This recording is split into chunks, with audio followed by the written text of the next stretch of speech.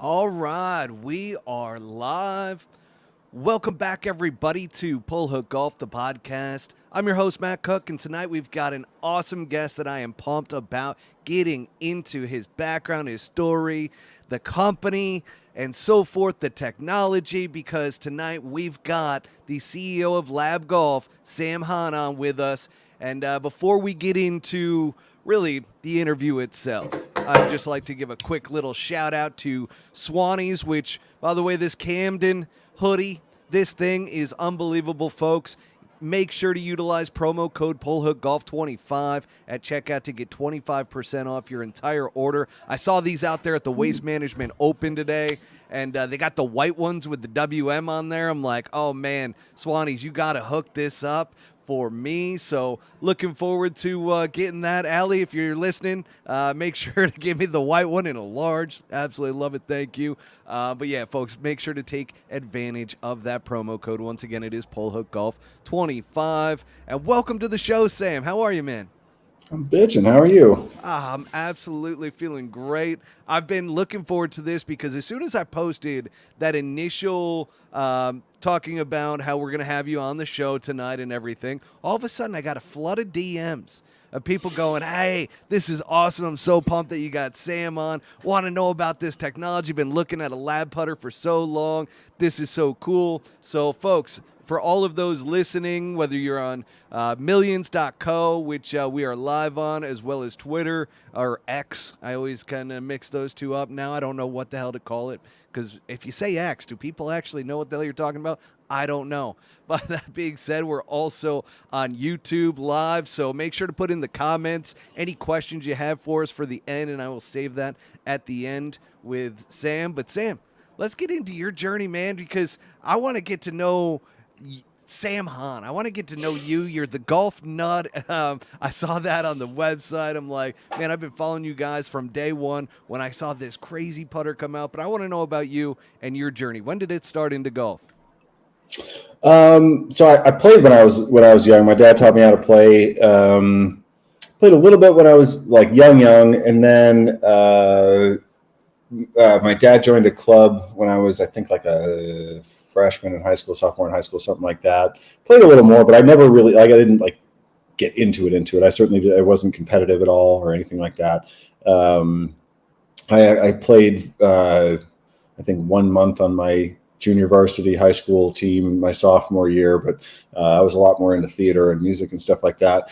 And it was actually music that brought me out west. I grew up in Chicago, and then landed in Eugene, Oregon, and my girlfriend at the time and I got a dog, and right next to our house there was a dog-friendly golf course. So I had my folks send out my clubs, and I just started playing as an excuse to walk him around. And then a few weeks into doing that, I met like sort of, I don't know, like-minded hippie stoner golfer type that was like really good. So somebody I could play with and learn from. And then, so at the time I had a hard time breaking 90, would break 90 every once in a while, and then just went like full tilt. And I was a scratch player 2 years later. Holy cow, you did go full tilt.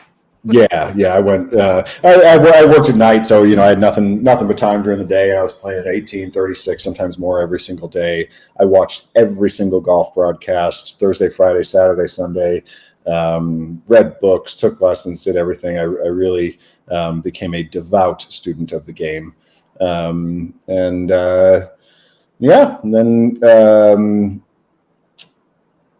Eugene or Oregon golf's pretty relaxed. There's not a whole bunch of golfers, and scene in general is affordable, and relaxed, and courses are generally pretty quiet. And so I really got into it. Laurelwood, where I played in Eugene's, a 9-hole course that there is not a flat lie on the entire golf course.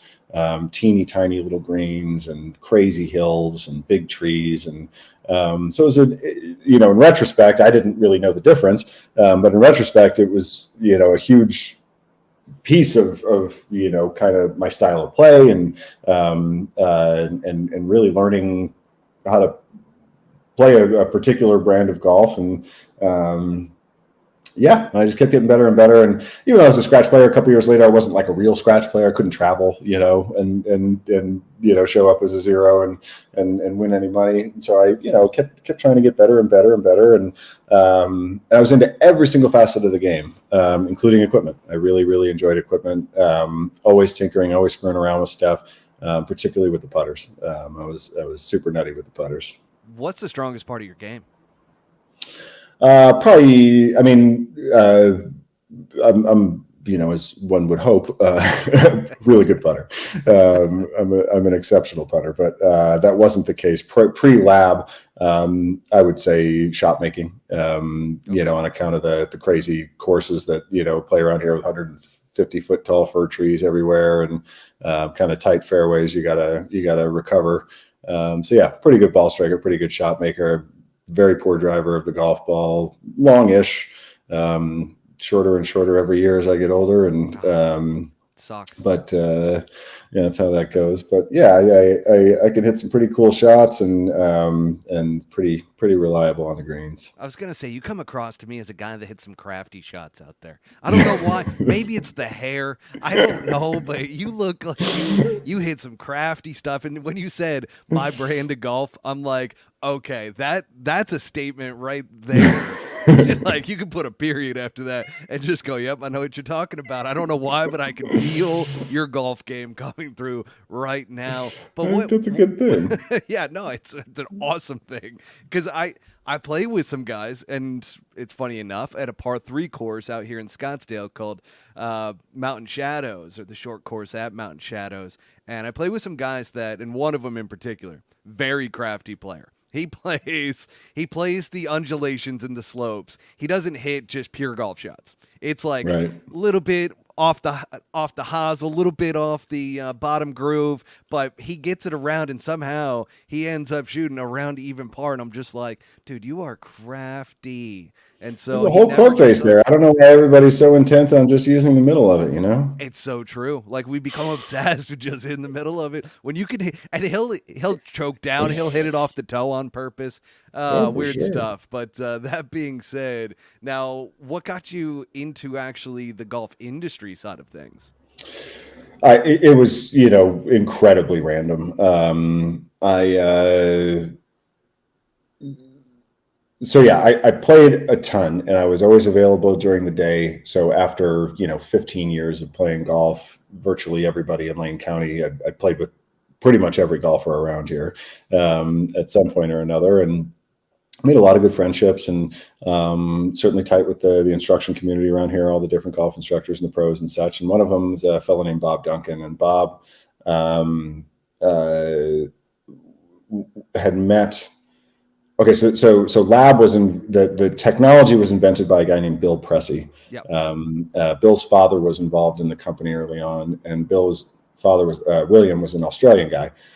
Bob had been in Australia just hanging out with friends, taking a fun golf trip, and found the putter, and then he became a rep for the company.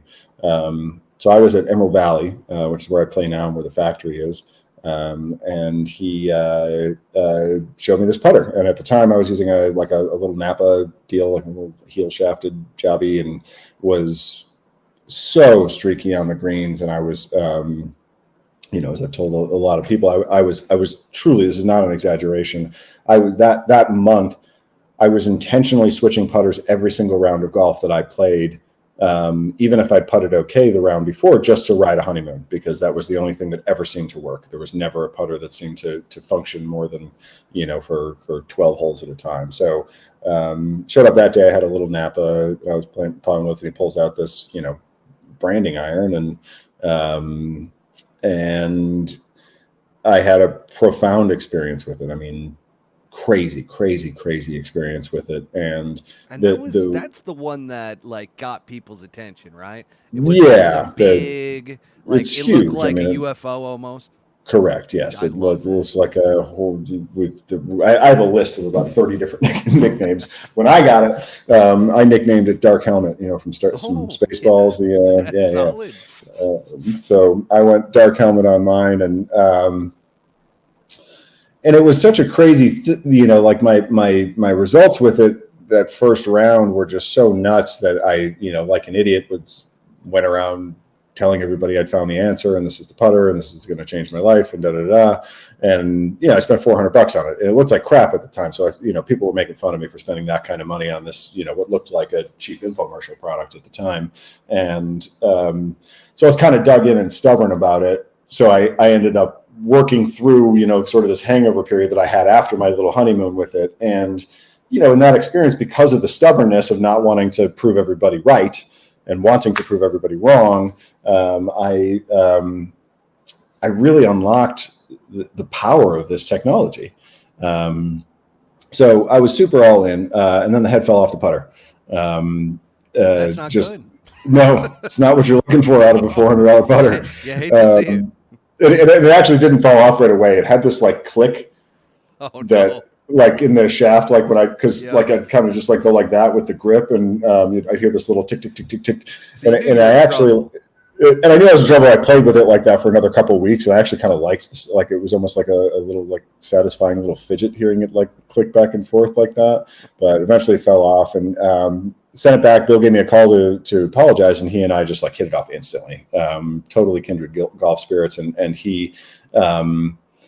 The company was in trouble. I mean, they were just having, Bill's side of things was awesome. The technology was amazing. The putter was amazing, but to, get a company going takes, a lot more than just the product. And, and it's not like I had any particular know-how, but it all seemed really obvious to me, like how to promote it, how to talk about it, how to get it in folks' hands, how to tell the story, all the stuff. And so, I was frankly really lucky to have been as naive as I was. If I'd have known then what I know now about how crazy difficult this business is, I'm not sure I would have done it. And so the ignorance was definitely bliss. And me, my brother, and my dad all pulled together and bought out Bill's existing partners, and then partnered with Bill. And wow, you were such a believer. I love that because going from putter to putter to putter, and everybody knows somebody that is that guy. Like I'm that guy. Like I'm the one that will switch putter to putter. If I miss a 3-footer, I'm going to a new putter. And hell yeah, literally, like everybody knows somebody who's like that, and all of a sudden you put this thing in the bag. I can't get over this part of the story that you're just like getting. I can imagine the stuff guys were saying to you out there. Oh God, what are you putting with? What is that thing? What is wrong with you? Like all these different. I can just imagine the razzing that you went through, and then you're like, no, this is it. I am sticking to this thing. I believe in it. Next thing you know, you're on the phone because the putter head fell off. you end up getting a literally part of the company because you believe in it so much. And I mean, you talk about the fact that you're like, ignorance is bliss. I probably wouldn't do it again if I knew what I was getting into. What's been the toughest thing for you in this golf industry? Especially the club side. I'm curious. Just on the club side? Yeah, I would say not necessarily the full industry, because we could go down some rabbit holes there. Oh, hell yeah. But in regards to just equipment and manufacturing, whatever that leads you in terms of kind of that thought. Yeah, on the physical club itself, interestingly, my lack of experience served us really, really well because nobody makes putters the way that we do. Oh no, I just took Bob Parsons' line, didn't I? But I thought you were going to give me a kapow or something. Period. But it's really true. I mean, it's a crazy process to lie and go balance a putter, and I didn't know any different. So when we started digging in on like every kind of 6 months, there's been this little level up, where we've had to figure out how to make more, faster, better. And yeah, it's really hard. I mean, when people come to our factory, they're like absolutely blown away at the process. I mean, it's a crazy, crazy process to make these things. So when we first got going, the factory was in Reno. Business started to increase, after we kind of rebranded and all of that. And yeah, I mean, at every turn, we've had to make our own path. There was no handbook for how to do this, and in fact, like some of the industry folks that I consulted with, I made a few friends along the way, and would call for advice here and there. And most of the time, the advice was like, "Well, just you need to ultimately roll back the tolerances on what is a balanced putter if you're going to be able to mass produce these things," which to me was a non-starter. That was an unacceptable outcome. So yeah, it's been a real challenge to figure out how. We've wrote our own book on how to do this stuff, and we do it a completely different way. There's the club we do ultimately are better off with people who have worked in precision assembly of any kind, not club makers. Club makers have come along, and we definitely have a few experienced club makers that work at Lab, but the process is a lot more like making a watch or cabinetry and things like that, where those are the type of minds that we need working on these things. So yeah, that's been an interesting challenge throughout That the whole side of it in the clubs. that is mind-boggling right there. Like, because I know club makers, right? And as soon as you're talking, we need precision watchmakers. Like, Right. that's the level that we're going to, because otherwise there's, oh, this is okay. Oh, that's all right. Like, it's Right. close enough. We're good. Eyeball it. Perfect. Yeah, there's no close enough, and there's and then specifically like within the production of our stuff, like we have challenges that other companies don't have. Like the first big thing that we needed to figure out was consistency. So if the one thing that we know we have to do is have the putter be perfectly balanced.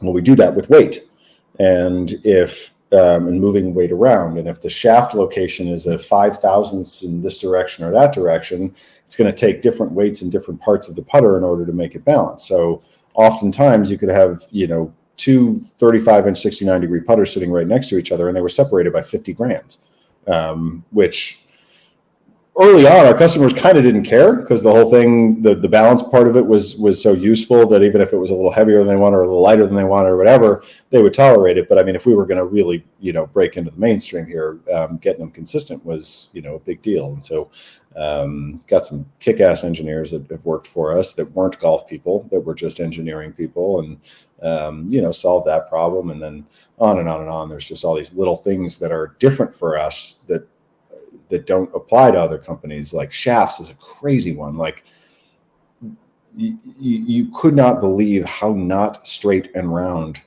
the vast majority of all shafts in the world are. And if we have a crooked shaft, we can't balance it. And you don't really know that it's crooked until you start balancing it.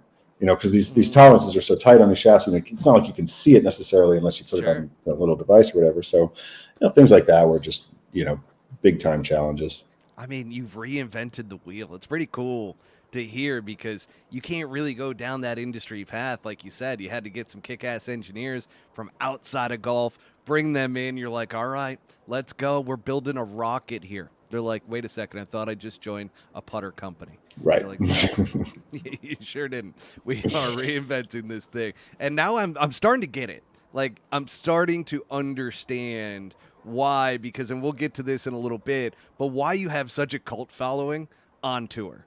Because those guys, and being around some of them, like, they've become like salesmen. They want you to own a Lab golf putter because they know what it can do for you. I have not Totally. made the switch yet, but my God, am I going to? And I can't wait to start to really get the understanding, but I'm not there yet in terms of understanding how this all works. So take me through lie angle balance as the technology. Obviously that's the name of the company, L.A.B, Yeah. lie angle balance, but take me through kind of how does this technology work?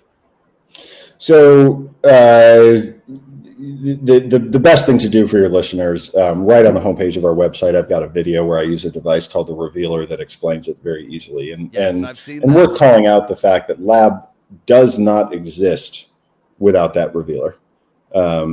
There's just it's very, very difficult technology to explain.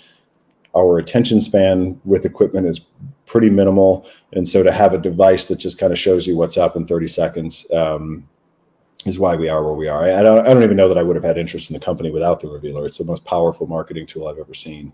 But effectively, what the Revealer shows you when we put other putters in it is that other putters don't do what we've been told that they do. We've been told that a toe hang putter has toe flow. There's no such thing as toe flow. The toe does not flow. A toe hang putter, from a torque perspective, the second you pull it back is actually trying to shut. And then if you're able to keep it square in the backstroke, you start down, it's actually trying to open. So it's doing the exact opposite of what, at least in my mind, I was told, was good for this, gating, arcing stroke.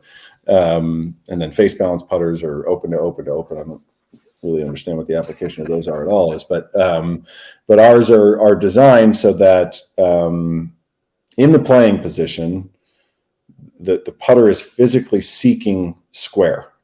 It wants to be pointed where you set it down. So, and look, it's not like it's a, fucking gyroscope or some shit like that. It's not like, a heat seeking missile, but you will feel instantly when you pull it back, the sort of fight that we feel to steady the putter and steady the face just disappears.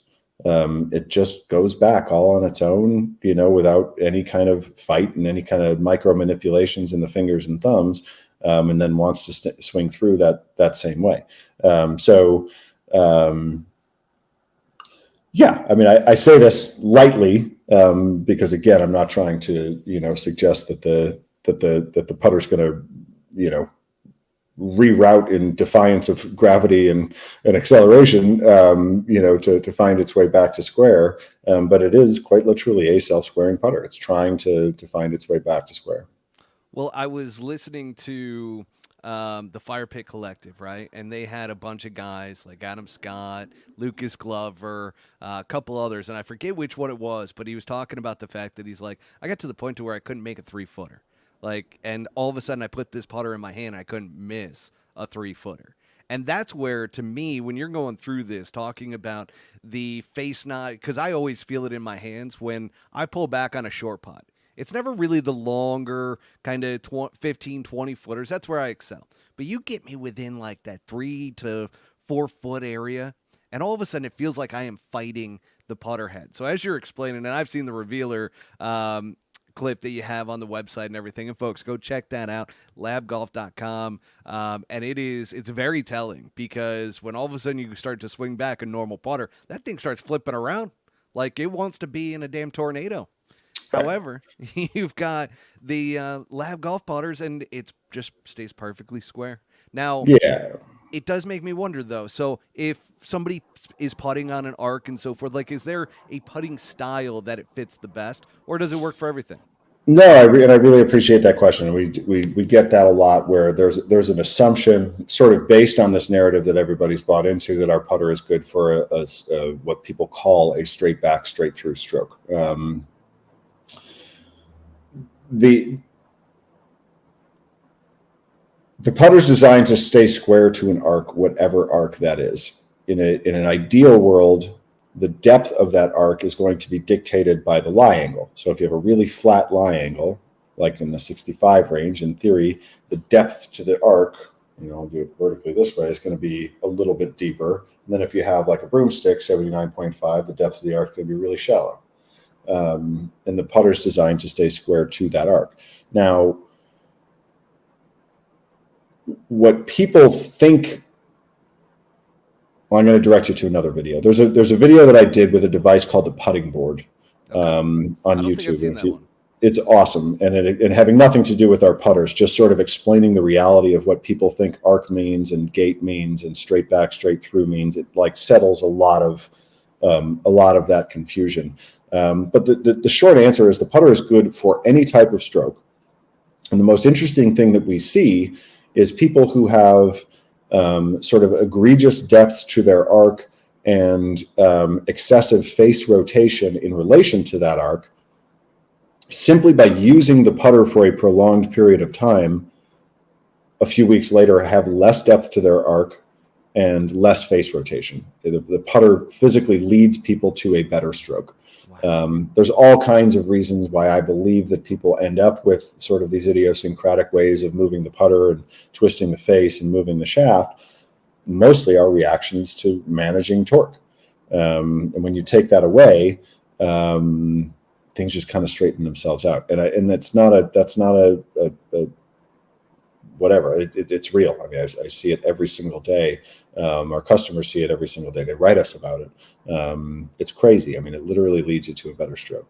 Why do I think this is going to be a game changer for me? I mean, I'm sold right now. The pros had me, especially out on the practice putting green. Like some of these guys are just like, you got to get this in your hands. And I'm like, Did let me you try you yours. talk to anybody today who was using it? So I did not. I wish I Yeah. did. Out at the Shriners, I did. Back in Vegas, I was inside the ropes with SH Kim and just seeing a bunch of guys around. I was like, all of a sudden, you ask them one question, and they're full on pitch mode at that point. They're like, oh no, like this thing stays square, this thing does this thing does that. You got it. You got to get one for yourselves. It's going to change your game. And I'm just like at first I was like, whoa, hang on a second. There's probably something to this. But then you see a guy like Camilo Villegas. He ends up coming back. And one of the things that I absolutely loved about his comeback was the fact that his putting had struggled for so long. He puts one of the Mez ones in his bag, and all of a sudden he can't miss. You've got Grayson Murray. He has just a tremendous story himself. But one of the things that you saw that putt that he made on the 18th hole in order to win. I mean, it's those types of things that are just like, holy cow, there is something here. And I did notice a lot of the LIV guys have the LAB putters as well. So we'll get into that as well towards the end here. But tell me, I mean, how did you guys get the putter into guys' hands on tour, especially back at the beginning of all this, because you guys didn't have the Mez one that is aesthetically pleasing, in my opinion, versus, the standard blade putter, but you had the, what'd you call it again? The Dark helmet? Yes, the dark helmet. You had that one to start out with. How do you get this into some of the guys' hands?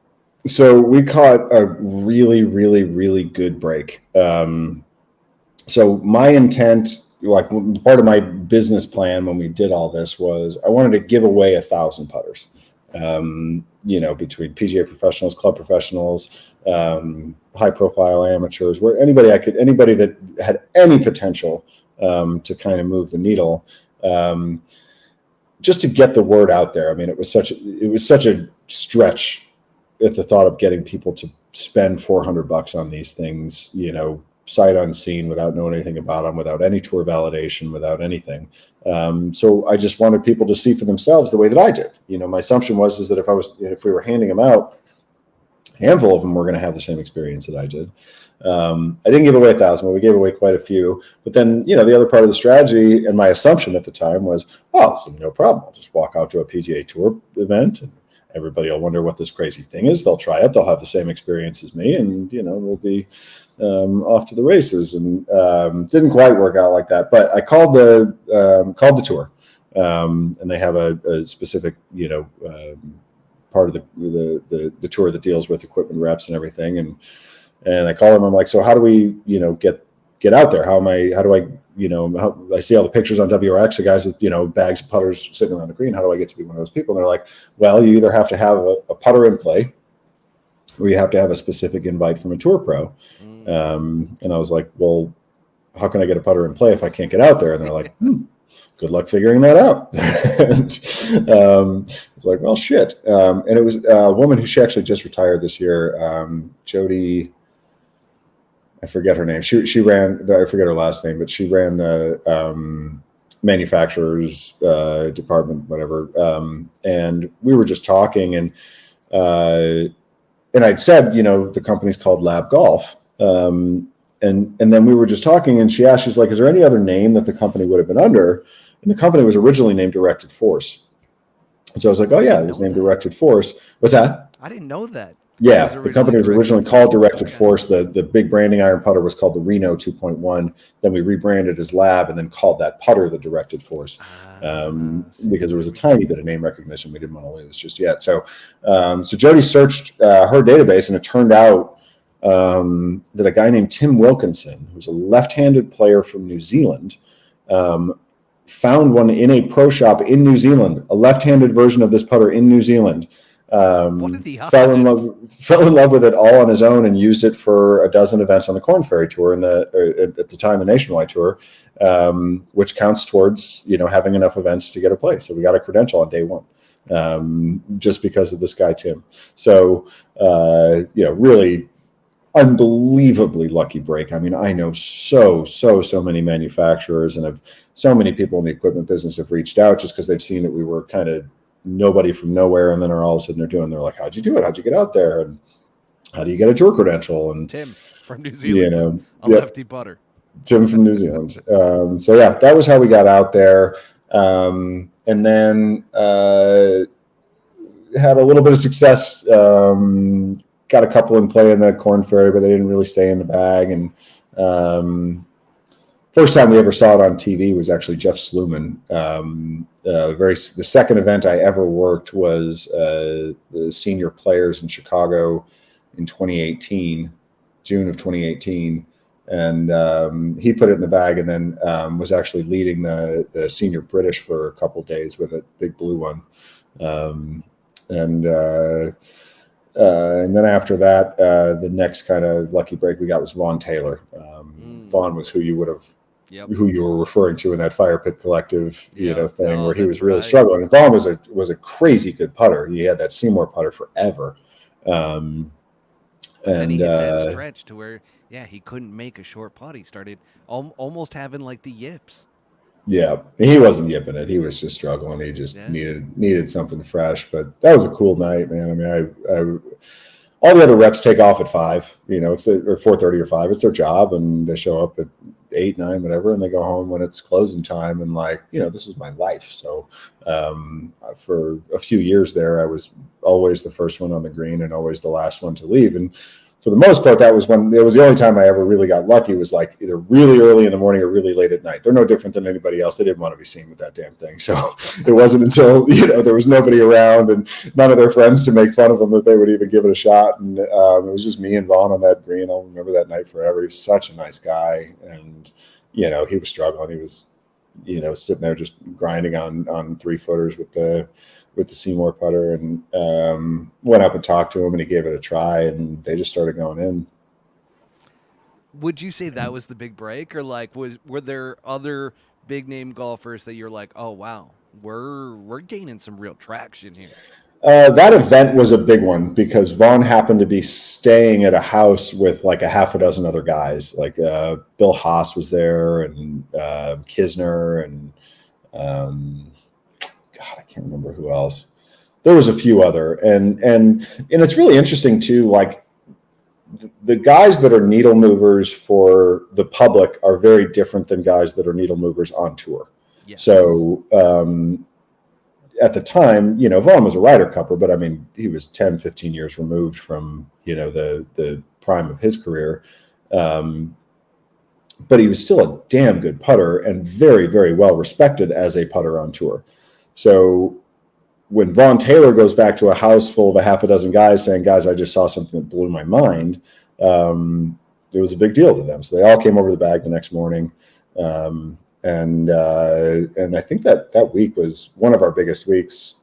I think we had 4 or 5 in play that week. But then they come out of the bag, and, because, that was the hard part about that particular model was like, unless you're holding the world with it, like nobody wanted to be carrying it around. So you miss a couple short putts, that thing's going under the stairs real quick. And, we don't pay guys. And so it was hard to keep them in the bag. So yeah, that was pretty good. It got us out there, and it got us enough plays that we were able to keep a credential for the following year, which was a big deal. So then we, still got to stay with it. Then the following year, so that was the Barracuda in Reno, Okay. and then that might have been the last event we attended that year. And then earlier, I'd been in touch with Kelly Slater, the surfer, had made a post about the putter on Instagram, like we didn't have any idea he was using it or anything. And we saw the post, and was like, wow. So we reached out, and we got friendly, and he ended up playing in the AT&T with Adam Scott, and out putted him and everybody in that group. I mean, he was filling it up that week. Which one does Kelly Slater have? Oh, he still uses the big one. Okay. Yeah. He's a very, very, he is a function over form guy, period. He is one of the most intelligent golfers I've ever met. He gets a lot out of it. He's really, really good. Like, he's not just celebrity good. Like, he is really, really good. Very, very efficient player. The surfer can and play. An exceptional putter. What's that? The surfer can play. The surfer can play. Yeah. And you would, like, I had my thoughts of what a, world champion surfer was like, that he would be all like laid back and, chill or whatever. Like, dude's all business.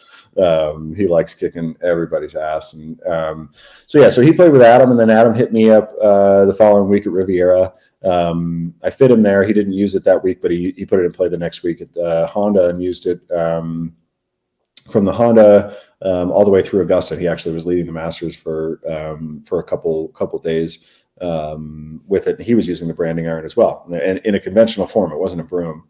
And that was sort of, we're here. Like, that was when all of a sudden we were able to sell putters to PGA Tour Superstore and, some of the other big retailers. So that was, the huge turning point for us. But it wasn't over, and like the when he stopped using it, I think 2 events later, it sucked. And then we didn't have anybody that was using it on tour, and it was starting to get real scary. And at that time, that was when we kind of made a very deliberate, intention around not just putting all of our eggs in the tour basket, because it's like the tour guys, they're different animals. I mean, they're just so good, and they're so brilliant at manipulating anything. They can putt with anything. And the rest of us are not tour players, and that's not who I'm selling putters to. I'm selling putters to you. And so we, kind of re-strategized how we were talking about the product in order to make it more, just to make it about you, you and your listeners, and helping them putt a little better. And then if the tour stuff happened, great. But we weren't going to just sit around and wait for somebody to win a tournament with our putter. And then the Mez 1 comes along. Yep. Because I feel like that's the one that really has changed especially from the pro side. Because like you said, a lot of these guys, they were getting harassed by their buddies. They're like, what are you doing putting with that thing? And sure enough, you guys come out with the Mez 1, and this is a good looking, it's got a good aesthetic to it. It's a cool looking putter. So I was at the PGA show in 2019, and I ran into a guy named John Bergquist, and he had his company was called Flux. And he was making some really weird looking putters, but they were super cool. And grabbed his card, and we just kept in touch. And then when it was time to design a putter, I asked him to design it for us. And we knew we kind of wanted to go down that sort of Odyssey number 7 shape. It had just been, so popular at the time, but we also wanted it to be, weird enough to be a lab. Yeah. And John was the right guy for the job. So he and I worked together on that design. He kind of came up with the aesthetic, and then our engineer at the time, who's still our engineer, Kevin Martin, took the basic aesthetic and then figured out how to actually make it balance, which is hard. It was a lot of hard work to get that thing going. And then, that changed everything for us. And then there was, we got attention on tour.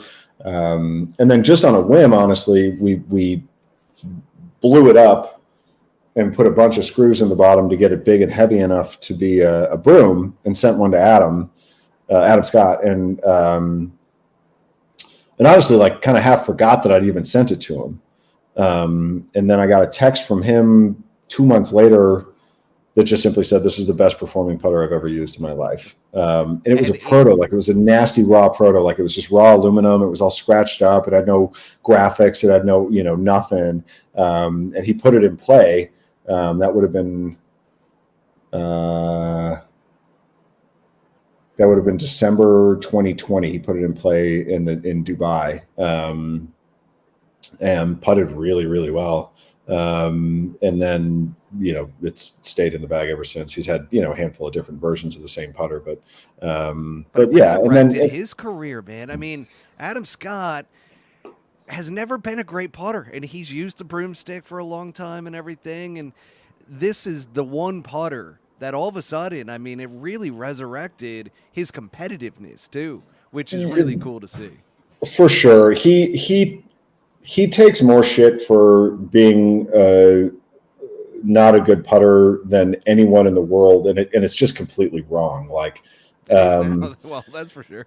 He and even the year before, he actually putted pretty damn well. I think he finished in the top 40 with his Cameron. But yeah, since he switched to the Mez, he's been in the top 20 top 20 every year that he's been using it. And he's very deliberate about his equipment. And similarly to Vaughn, you'd be surprised at how many guys notice what Adam Scott's playing, and and what he's into, and so yeah, he started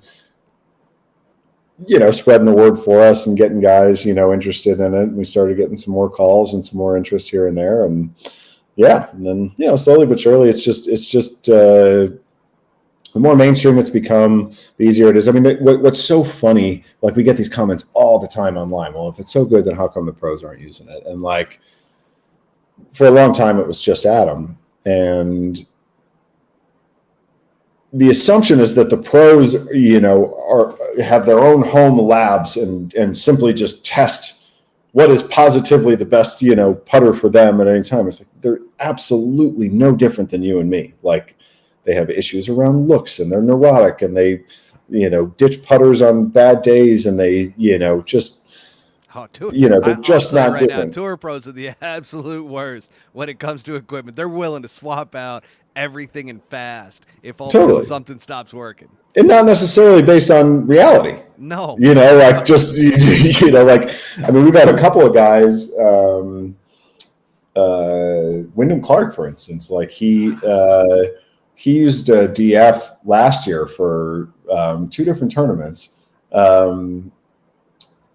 Finished in the top third of the field both times, was positive in strokes gained putting when the couple events prior he hadn't been, but missed a couple of putts that he wanted to make, and had it in his head that he didn't putt well, so got rid of the putter. And a few other guys, the same kind of thing, where it's just they're not looking at the stats. They're reacting to the 1 or 2 putts that they're really pissed about that they that they missed. And so, but the more normalized it becomes, and the more people see that success is being had, the more interested they are.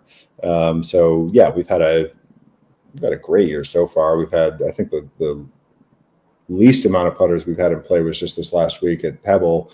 We only had 4, but that was half a field. And exactly. I think we'll have 8 or 10 in play this week at the Waste Management, which is crazy. I mean, it used to be 1 or 2, for 3 years there, and now we got tons of interest, and more than anything, I mean, the guys, even if they're not using it, they all respect it as a viable option, and it's so cool to be able to work with them and really get proper feedback, and it helps us make better products, like the DF3 that just came out, as a result of a lot of feedback we got from the tour, and what things needed to change. And so we're excited about it. And but yeah, it keeps getting better and better. And then the money thing too is like there's a lot of things that were the perfect storm for us. Like right when we came on the scene, equipment deals were much harder to come by, at least in the high dollars that that some of these companies had been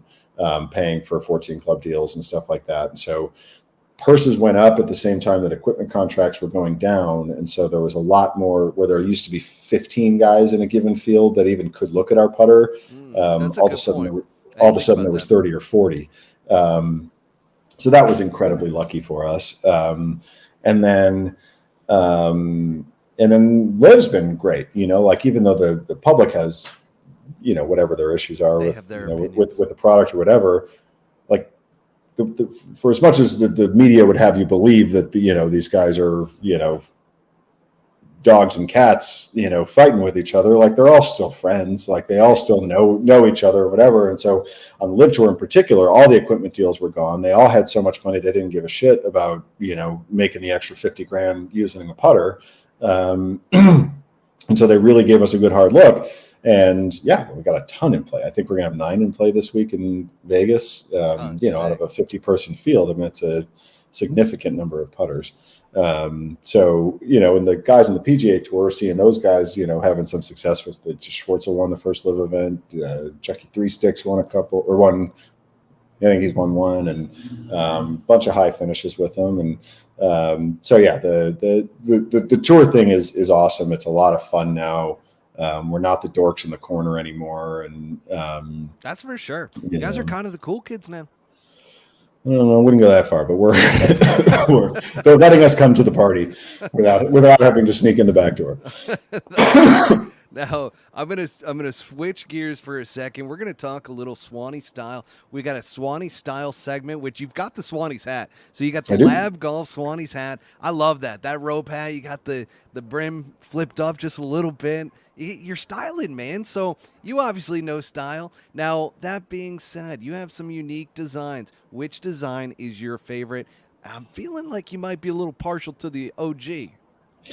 The DF3 that we just came out with is the first putter that we've made, even amongst prototypes that we've never released, that's ever had a legitimate chance to get the OG out of my bag. I use the DF, and probably still today, if you ask me if I had to go play a tournament right now, I'm using the DF, and I'm using it with the original oval rubber grip that we don't even make anymore. But the DF3 is awesome. I just played 9 holes after work today. I had 11 putts. It's awesome. It's really, really, really, really good. How about that? And you are a good putter if you're only dropping 11 putts. Missed a few greens, but yeah, it's awesome. And I'm going to be sticking with it for a minute for sure. But I use them all. I mean, one of the big changes that we've experienced this last 18 months is that we can prototype in-house now. We used to have to send away for our prototypes. And so, we make a putter, just design a putter, send away to have it prototyped, wait 3 weeks for it to come in. I'd play a couple rounds with it, give the feedback, send it off, wait another 3 to 6 weeks. And in the in-between times, I would go back and use my putter. Okay. One of my DF putters. And then now that we can screw around 24 hours a day, it has not been good for my putting. Like the last month, I'm getting back on track and just sticking with, the DF3 that I've, been using.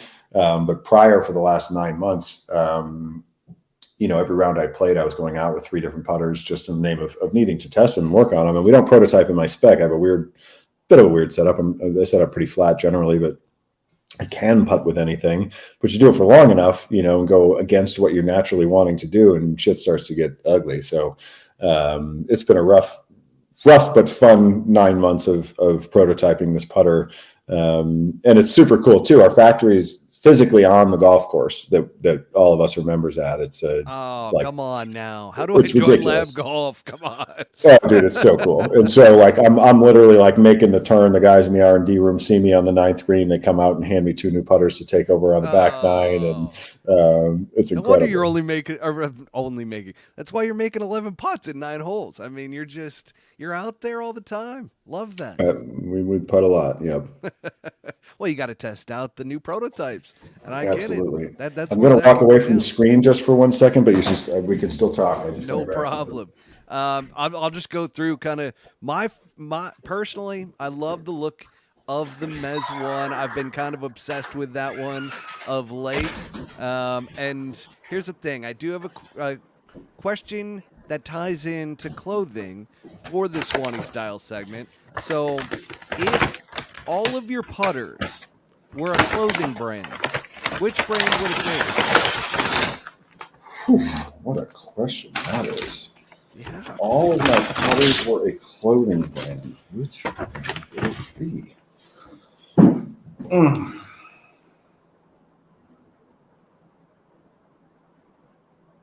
Swannies honestly isn't even a bad call. Because they're like sharp and sporty, but still kind of chill somehow. Yeah. That's a great answer. There's a couple of like it's a weird Korean brand called Anu, Anew. It makes some pretty sharp lines and interesting looking stuff that perhaps that would be it. It wouldn't be Ralph Lauren. I would love for it to be G4 because I love all that stuff so much. But we're just simply not that cool yet. Our stuff is still a little sciencey, a little nerdy.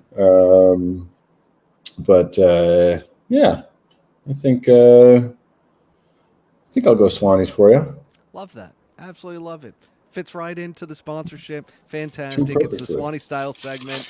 And really kind of last thing here before we kind of open it up to the audience, if the audience has any questions, which I know I've gotten a couple things that the audience has tossed our way. But what's your stance on LIV? You kind of went over it already, and you guys are having some success there.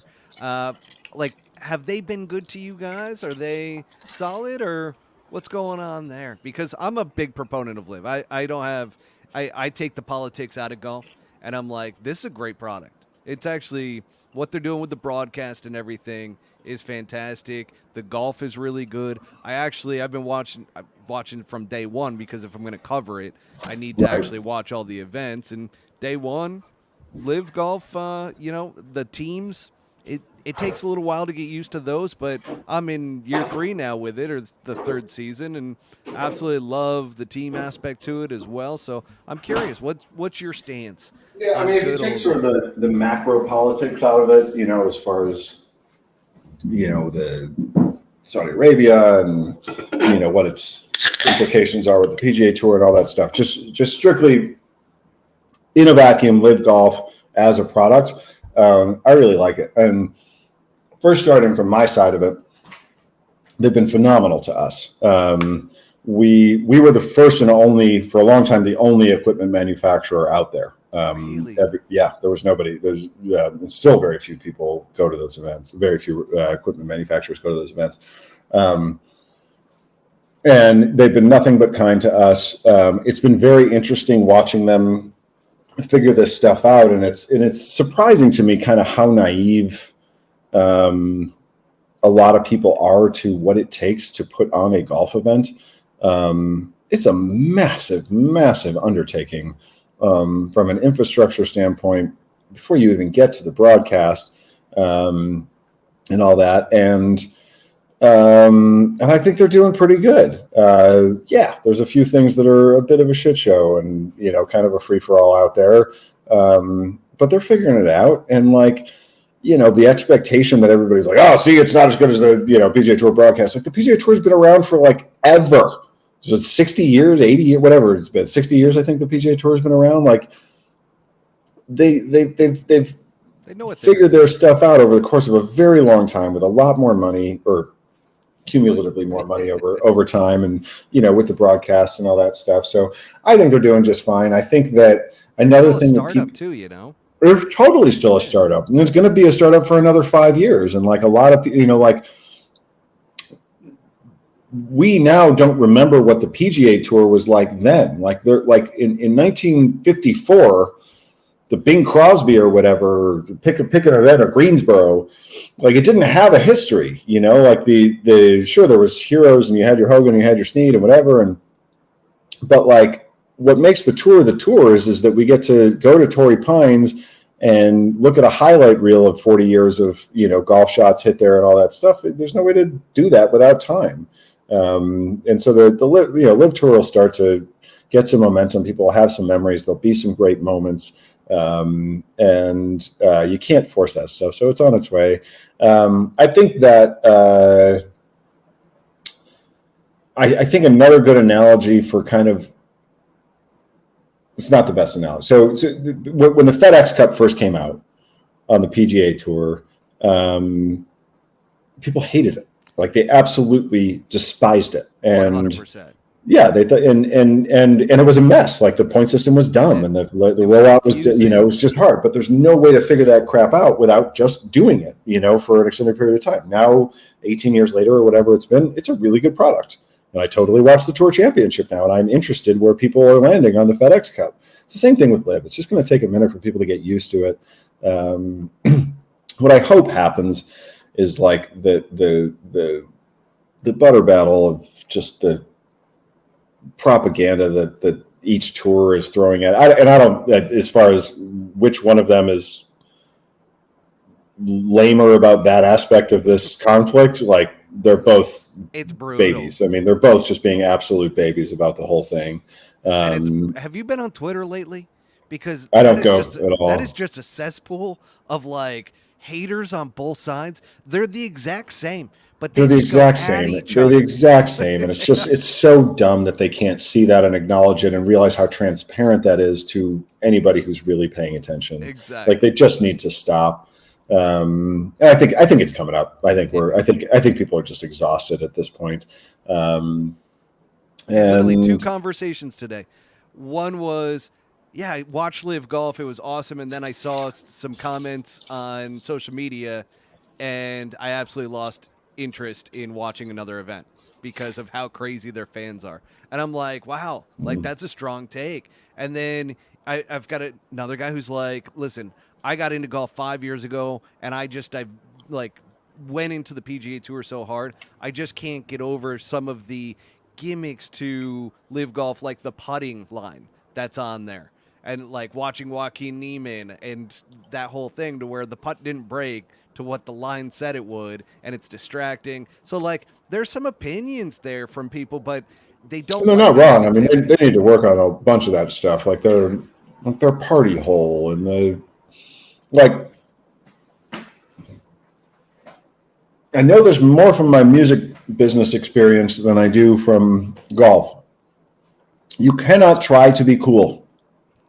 Like it's just an exercise in futility to try and be cool. And they are just a little bit too on the nose with their attempts at, making the game younger and more appealing to a wider audience and all that stuff. And authenticity is the word that comes to mind. You got to be authentic.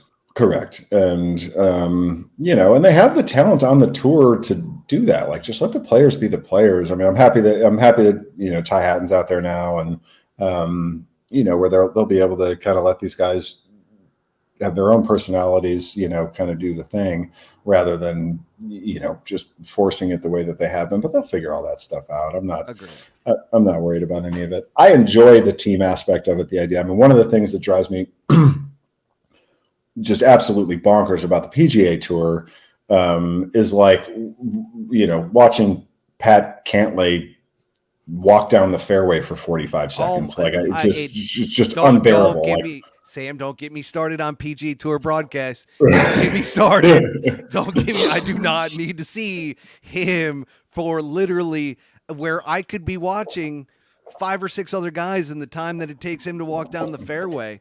It's just that's what LIV has correct. But no, totally. And the shotgun start is really smart. Condensing the broadcast is really smart. And making it so that the dude in last place actually matters. I mean, for me, like I enjoy, not so much anymore since they've really been going hard on featured groups, but on the PGA Tour, pre-featured group era, Thursday, Friday broadcast was amazing because you get to watch guys suck. Like, and not that I'm like rooting for anybody to suck, but like I learn more when I'm watching a dude, struggle from 5 feet all day or spraying the driver all over the place. Like that's a more interesting round of golf for a true golf fan to watch. I understand not everybody wants to see that. And that's what's nice about a 48-person field where you're seeing the whole range of golf and it all matters. It totally matters for, these dudes that are struggling just to try to make a few extra putts coming in for their team. Now, there isn't enough legacy yet. There isn't enough whatever. The team thing is a little bit phoned in, to date. But as soon as there's, one great rivalry or one close, match, it'll start to get some legs. That's the stuff that they just can't force. They just have to be patient and let it happen. But I think it's pretty cool. It's only going to happen with time. I'm with you 100% on that. Now, let's get to the audience questions. You've been gracious with your time. So, little Q&A here with the audience, and this is from Paul in Minnesota. He wants to know, hey, I've been thinking about getting a LAB putter for a long time. Where can I go get fitted? So I know you guys got the online deal. Take me through, for Paul, what we're looking at there in order to kind of get fitted for one of the LAB putters. First of all, same button on the website. So you're going to go to the website and you're going to click on the button for fitting at the top of the home page. There you will either see instructions for the remote fitting, which I'll talk about in a second, or you'll have the locator. So you can plug in your zip code, Paul, and you'll see what's near you. We are in every PGA Tour Superstore, soon to be every single Golf Galaxy. So if you got one of those in the area, you can do it. From a fitting standpoint, they're not necessarily going to be the best. That's a great place to kind of touch and feel the stock versions. Some of them have fitting capabilities, some of them don't. If you want to get fit in person, there's probably a club champion near you. Those guys have a bit more experience and a bit more training in fitting them. And then we also have, plenty of independent green grass facilities or, small mom and pop brick and mortar stores. And you'll see all of them listed right there on the website. That said, if you're in and you're going to buy one of these putters, you want to get one, do the remote fitting. It's awesome. It is so easy. It is so simple, and it's extremely accurate. In a lot of ways, not always, but in a lot of ways, the remote fitting can even be more accurate because when you jump on our fitting putter, some people have a tendency to start chasing. It's this totally adjustable putter where it can go as long or as short as you want, as flat or as upright as you want. You're like, well, maybe I should be more upright, or maybe I should, and you just start, going down a rabbit hole and chasing, what could be.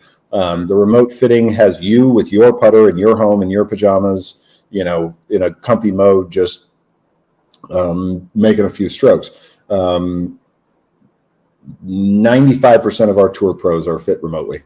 So it is an extremely, extremely accurate process. A lot of people are skeptical of the idea of just sending in a simple cell phone video, but it really, really does work.